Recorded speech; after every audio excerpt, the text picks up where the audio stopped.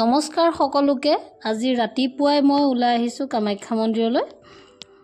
এইখন কামাখ্যা মন্দিৰৰ প্ৰথমখন গেট হয়। বলক আপোনালোকো মোৰ লগতে কামাখ্যা মন্দিৰলৈ।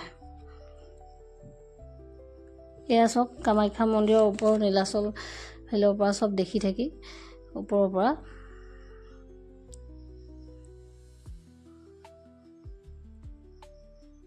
ইমান ধুনীয়া পাহাৰ।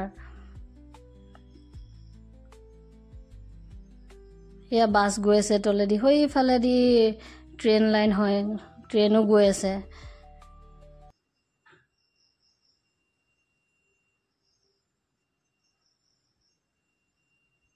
দেখিছেনে কিমান ধুনীয়াকৈ গোটেইখন ওলাই আছে।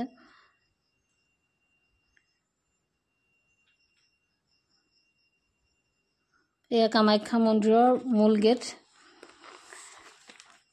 কামাখ্যা মন্দিৰটো গুৱাহাটীৰ নীলাচল পাহাৰত অৱস্থিত। দক্ষ যুগত যেতিয়া সতীৰ দেহ ত্যাগ হৈছিলে, দেহ ত্যাগৰ পিছতে শিৱই সতীৰ মৃতদেহটো লৈ ঘূৰি ফুৰিছিলে। তেওঁ তাণ্ডৱ নৃত্য আৰম্ভ কৰিছিলে। তেতিয়াই দেৱ দেৱীসকলে ভয়ত আতংকিত হৈ পৰিছিলে।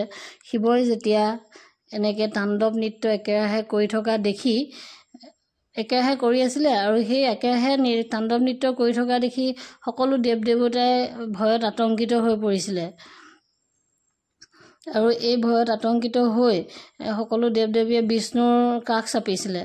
বিষ্ণুৱে আকৌ নিজৰ সুদৰ্শন চক্ৰৰ দ্বাৰা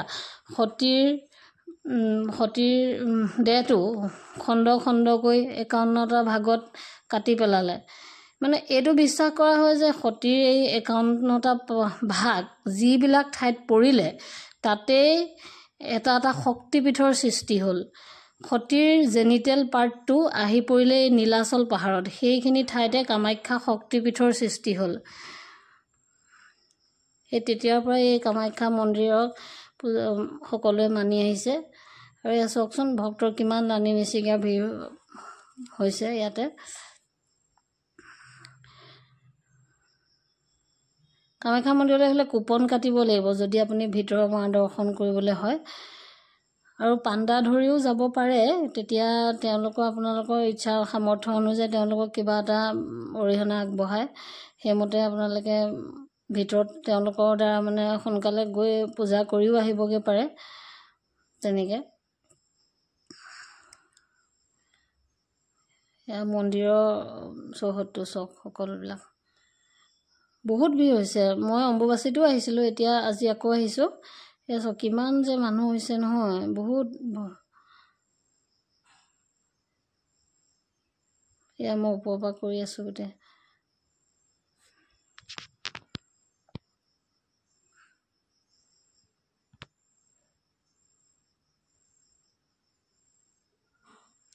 মই এই চাকি লগোৱা আৰু শৰাই দিয়া ভিতৰৰ ভিডিঅ'খিনি মই লোৱা নাই। ভিতৰত কেমেৰা এলাও নাই, সেইটো কাৰণে মই ভিতৰত লোৱা নাই। আৰু অসুবিধাও হয়, মই নিজে চাকি লগাইছোঁ, শৰাই দিছোঁ, কেমেৰা ধৰিবলৈও দিগদাৰ হয়। যথেষ্ট মানুহৰ সমাগম ঘটিছে, সেইবাবে মই ভিতৰৰ পাৰ্টটো লৈ থকা নাই। আৰু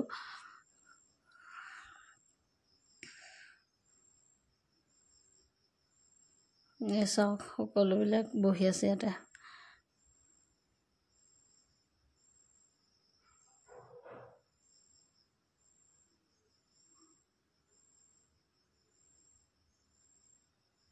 কামাখ্যা মন্দিৰত সদায়ে ভিৰ থাকে, অম্বুবাচী বুলিয়ে নহয়, সদায়ে বহুত মানুহ হয়।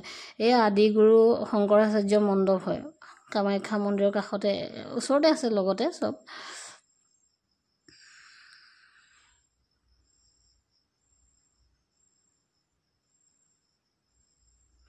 আৰু ইয়াতে এয়া বান্দৰ চব কুৰকুৰি খাই আছে। কুৰকুৰি ওচৰলৈ গ'লে খেদে। এয়াও মা।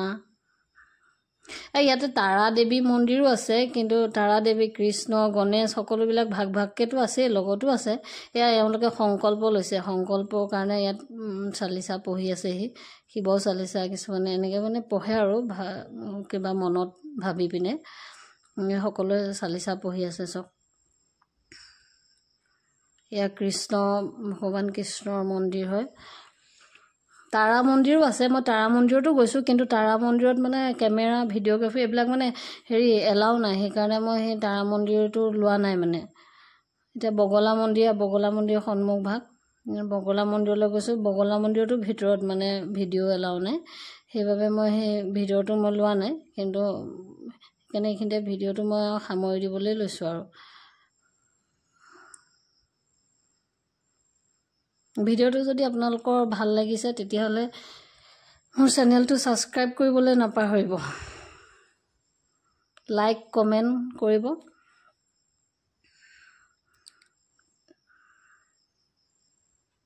এয়া বগলা মন্দিৰলৈ ভিতৰলৈ এনেকৈ গৈ থাকে মানে ভালকৈ যদি চাবলৈ হয় নহয় আপোনালোকে দিনটো মানে ৰাতিপুৱা সোনকালে আহিব লাগিব নহ'লে ইয়াতে বহুত গেষ্ট হাউচৰো সুবিধা আছে থাকি লওঁ বুলিও পাৰে মই এতিয়ালৈকে 5 বাৰ আহিলোঁ কামাখ্যা মন্দিৰলৈ 2022 চনৰ পৰা কণ্টিনিউ 5 বাৰ হৈছে 2025 চনত এই অম্বুবাচীত আকৌ এতিয়া ঠিক আছে তেতিয়াহ'লে এইখিনিতে